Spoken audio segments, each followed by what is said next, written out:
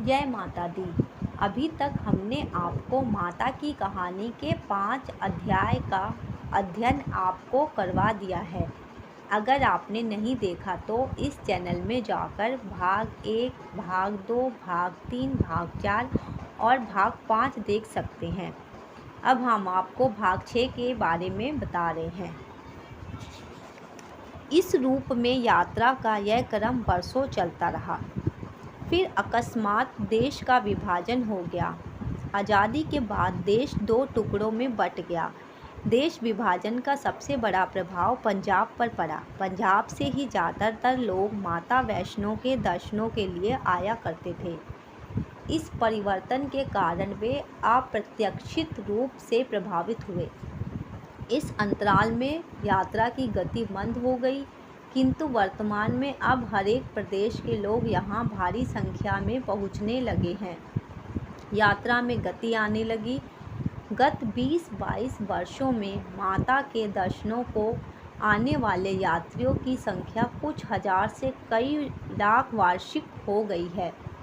यात्रियों की अधिक संख्या के कारण अब दिन रात 24 घंटे यात्रा होने लगी है।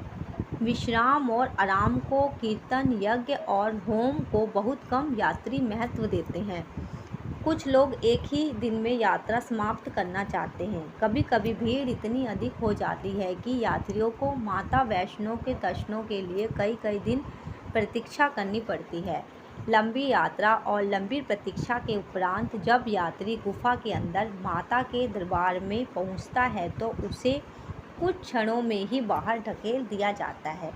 वास्तव में यात्रियों की लंबी कतारें देखकर ऐसा होना स्वाभाविक ही है, परंतु प्राचीन यात्रा के दिनों में प्राप्त होने वाले खुले दर्शन, सहानुभूति, स्नेह और उदारता से पूर्ण सौम्य व्यवहार अब भूतकाल की स्मृति मात्र बनकर रह गए हैं। जनता की आर्थिक स्थिति में सुधार, यातायात के साधनों का विकास, कटरा से दरबार तक के मार्ग तथा नए गुफा द्वार का निर्माण, आधुनिक सुविधाओं से युक्त धर्मशालाओं में आवास की सुविधा आदि भी यात्रा की प्रगति के कारण हो सकते हैं, किंतु सबसे बड़ा कारण माता वैष्णो का अपने भक्तों के लिए माता की तरह हितकारी होना है।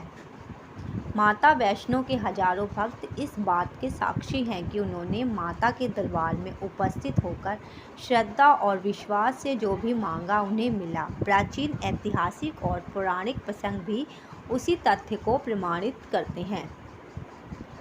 किंवदंती की माता वैष्णो ऐश्वर्य, पराक्रम, आरोग्य और ज्ञान प्राप्त करने के साथ साथ अपने भक्तों के बाहरी और भीतरी शत्रु का नाश कर उन्हें विपत्तियों से बचाती हैं। इसी बात से प्रेरित और प्रभावित वृद्ध, दुर्बल और अशक्त यात्री भी दुर्गम घाटियों और लंबे मार्ग की कठिनतम चढ़ाइयों को पार करके माँ के दरबार में पहुँच जाता है। इसलिए कहा गया है कि क्षेत्र और तीर्थ तो बड़े बड़े और भरे पड़े हैं, किंतु इस यात्रा के समान यात्रा कहीं नहीं होती। सारे देश में माता वैष्णो का दरबार ही एक ऐसा पावन तीर्थ है जो दिन रात भक्तों के लिए खुला रहता है।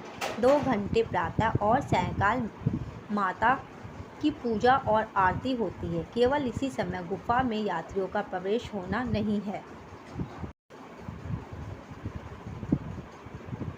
आगे की कहानी हम आपको भाग 7 में बताएंगे। आगे की कहानी जानने के लिए हमारे चैनल को सब्सक्राइब कीजिए और बेल आइकन को दबाना ना भूलें। धन्यवाद। जय माता दी।